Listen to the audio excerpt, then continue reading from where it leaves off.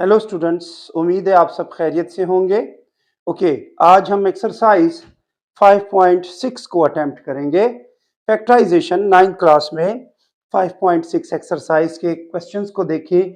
इन questions में हम remainder theorem के बारे में सॉल्यूशंस परफॉर्म करेंगे। तो रिमाइंडर थ्योरम बेसिकली एक ऐसा मेथड है जिसमें हमारे पास एक पॉलिनोमियल होता है और उसका कोई डिवाइजर होता है और हम इसके डिवाइजर की मदद से इसमें हम जीरो फैक्टर लेके एक्स की वैल्यू निकाल लेते हैं और वो पुट कर लेते हैं और इससे जो भी आंसर आपके पास प्रोड्यूस होता है तो वो हमारे पास रिमाइंडर के तौर पे आएगा।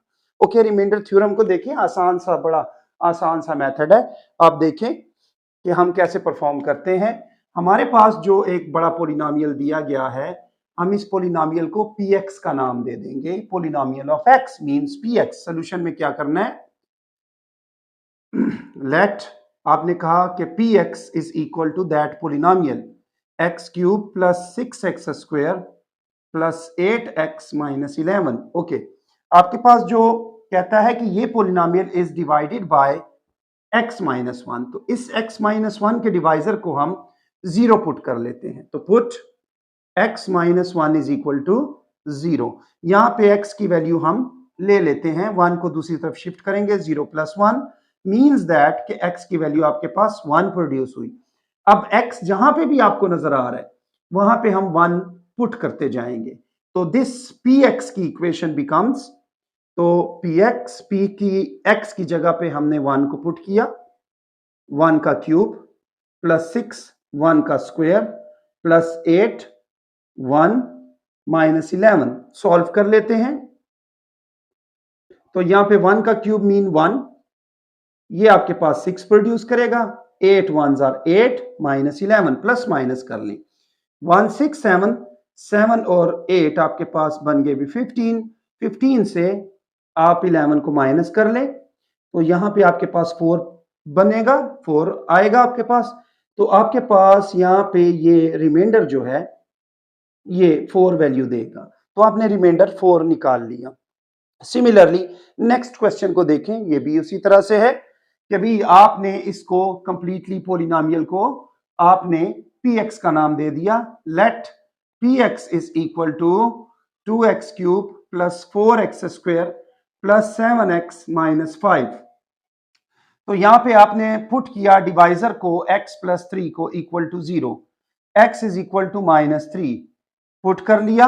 तो p जहां पे आपके पास x प्रोड्यूस हो रहा है, जहां पे आपके पास x आपको नजर आ रहा है वहां पे आप माइनस 3 को पुट करें। तो p minus 3 is equal to 2 minus 3 का क्यूब प्लस 4 माइनस 3 का square plus 7 into minus 3 minus 5। Okay, solve कर लेते हैं। Minus 3 is equal to 2 into 3 को 3 टाइम्स मल्टीप्लाई करें 27। क्योंकि देखें, अब एक और आपको यहाँ पे एक छोटी सी टिप देता हूं कि नेगेटिव साइन कभी भी एक ब्रैकेट में आ जाए और इस पे इवन पावर आ जाए। क्या पावर आ जाए? Even power. इवन पावर का मतलब है 2 power, 4 power, 6 power, 8 and so on. तो आपके पास ये पावर जो है वो इंडिकेट कर देती है कि इस नेगेटिव को पॉजिटिव कर लें आप। नेगेटिव पॉजिटिव हो जाएगा और जो भी टर्म इसके साथ होगी वो आपने उतने टाइम्स मल्टीप्लाई कर लेनी है। अगर आपके पास पॉजिटिव आ जाए और इस पे पावर ऑड आ जाए, ऑड नंबर का मतलब है इसके अलावा क्या है, 1 है, 3 है, ठीक है, 5 है, 7 है एंड सो ऑन। तो सॉरी, ये नेगेटिव साइन होगा। तो ऑड पावर आ जाए तो आपके पास ये सब का सब नेगेटिव नेगेटिव में ही रहेगा। यानी नेगेटिव बेस में whole raise to power odd आ जाए तो नेगेटिव नेगेटिव साइन ही रहेगा। तो आप यहां पे देखें, ऑड पावर है, नेगेटिव साइन आपके पास नेगेटिव में ही प्रोड्यूस होगा। 3 टाइम्स मल्टीप्लाई हो जाएगा 27 प्लस 4 पावर 2 है यानी 2 टाइम्स नेगेटिव तो पॉजिटिव दे देगा आपको, प्लस लिखने की कोई जरूरत नहीं है। 3 3s are 9 and plus minus minus 21 minus 5। Okay, अब मल्टीप्लाई कर लें 14, तो 54 negative 54 plus 9 4s are 36 minus इन दोनों को ऐड कर लें आप, तो ये 26 आपको दे देगा। -26 -54 के साथ ऐड कर लें, नेगेटिव नेगेटिव के साथ ऐड कर लें, नेगेटिव ही आएगा। 10 आ गया, 80 आ गया। 80 में से 36 को पॉजिटिव को निकाल लेंगे आप। तो ठीक है, कैरी कर लिया बेटे। तो कैरी किया तो आपके पास क्या बना 4, यहाँ पे 7 प्रोड्यूस हुआ 44। तो -44 आपके पास यहाँ पे जो रिमाइंडर है वो बच रहा है। तो आप लिख लें कि भाई हमारे पास जो रिमाइंडर है वो -44 आपके पास आ रहा है। ओके बेटे, आप अब इसके क्वेश्चन नंबर 2 को देखें कि हम रिमाइंडर थ्योरम से एक और क्वेश्चन जिसमें एक पोलिनोमियल है और उस पोलिनोमियल में आप देख रहे हैं कि एक वेरिएबल उसने जो है ए, कोई भी एक वेरिएबल ए सपोज किया हुआ है, रखा हुआ है, उस वेरिएबल ए की वो वैल्यू आपसे मांग रहा है कि फाइंड करें वेरिएबल ए की वैल्यू। ठीक है, इसमें वो क्वेश्चन में कहता क्या है, विदाउट परफॉर्मिंग डिवीजन।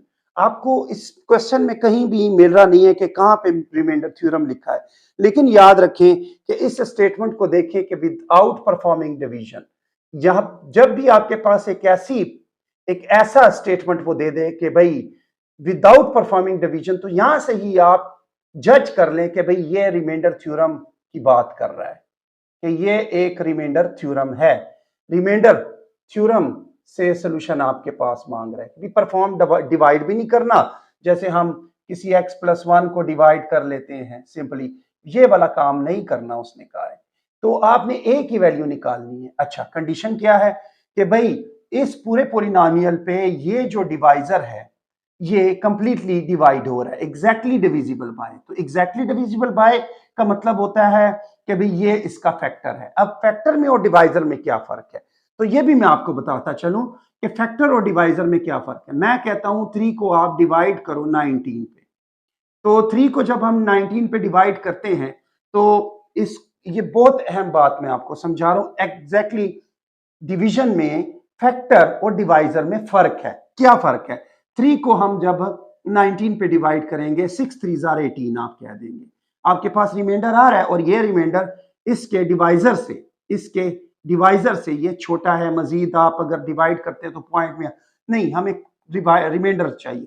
जिस डिवीजन में रिमाइंडर आ जाए, रिमाइंडर बकाया रहे, ठीक है, उसमें जो भी डिवीजन आपने की होगी तो ये वाला जो भी डिवाइजर, ये जो भी डिवाइड करने वाला होगा इसको आप डिवाइजर कहेंगे।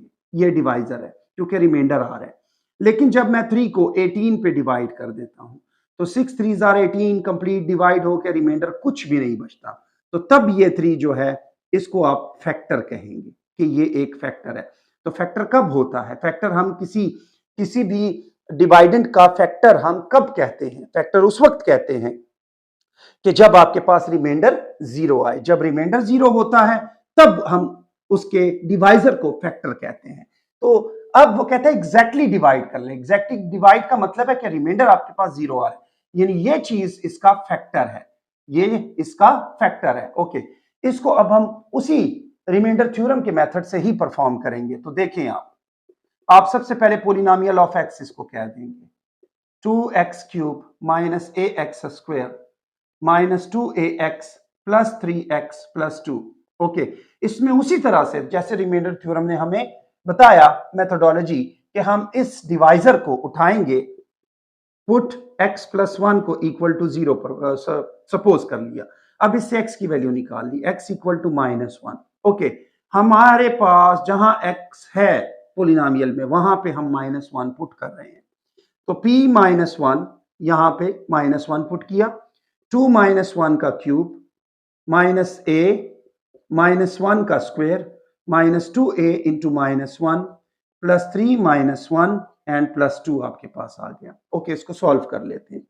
सॉल्व करते हैं तो 2 -1 3 टाइम्स मल्टीप्लाई होगा -1 ही प्रोड्यूस करेगा, -1 2 टाइम्स मल्टीप्लाई होगा प्लस 1 a के साथ तो a minus minus plus 2a and -3 plus 2। Okay, देखें यहाँ पे -1 is equal to -2 plus minus -2 plus 2a, minus a से निकाल देंगे, माइनस कर लेंगे, प्लस a रह जाएगा, -3 प्लस 2 से निकाल लेंगे, -1 रह जाएगा। ये भी कांस्टेंट है, ये भी कांस्टेंट है। अब क्या प्रोड्यूस होगा, अब प्रोड्यूस होगा आपके पास ए रहेगा -2 और -1 से -3 बनेगा। अच्छा, यहां पे आके हमारा क्वेश्चन रुक गया। अब हम क्या करेंगे, अब उसने क्या कहा है कि ये इसको कंप्लीटली डिवाइड कर रहा है। ठीक है, तो अगर डिवाइड कर रहा है, ठीक है, बताया हुआ है, गिवन है कि x - 1 x + 1 exactly divide px को एग्जैक्टली डिवाइड कर रहा है। इसका मतलब ये हुआ कि रिमाइंडर तो आपके पास क्या आना चाहिए भाई, रिमाइंडर तो 0 होना चाहिए। तो रिमाइंडर क्या है, ये रिमाइंडर है ना, ये आपके पास रिमाइंडर है ना, इसको उठाएं और इसमें पुट कर ले रिमाइंडर की जगह पे, तो क्या आएगा, a - 3 = 0। 3 को दूसरी तरफ शिफ्ट कर लें तो a की वैल्यू आपके पास क्या बन रही है, 3। तो इस तरह से a की वैल्यू आपने रिमाइंडर थ्योरम के मेथड से फाइंड आउट की।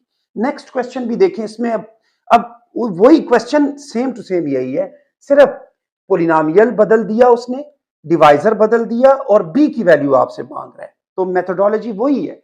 हम सोल्यूशन में क्या करेंगे, हम सोल्यूशन में कहेंगे लेट, इसको हम px का नाम दे देंगे, ये पोलिनोमियल ऑफ x है। ओके जी, पुट कर लिया। हमारे पास जो एग्जैक्टली डिवाइजर जो दिया गया है, इसको भी रिमाइंडर थ्योरम के मुताबिक 0 फैक्टर लेना है, जिससे x की वैल्यू आपको क्या मिलेगी, 1 दूसरी तरफ शिफ्ट हो जाएगा ना 0 के, तो क्या बनेगा, 1 आ गया आपके पास। अब क्या करना है, अब इस x की वैल्यू 1 को इसमें पुट कर ले, तो p1 = 1 का क्यूब -4 1 का स्क्वायर प्लस b × 1 - 2। ओके, तो आपके पास यहां पे वैल्यूज क्या आ रही हैं, 1 का क्यूब 1 आएगा, माइनस ये 4 आएगा, plus b -2। Okay, p1 = constants add कर लें, b तो अकेला है, b लिखा, -4 और -2 से -6 और +1 तो -5 प्रोड्यूस हुआ। अब ये आपके पास क्या है, ये तो रिमाइंडर है भाई, ये तो आपके पास क्या है, ये रिमाइंडर है।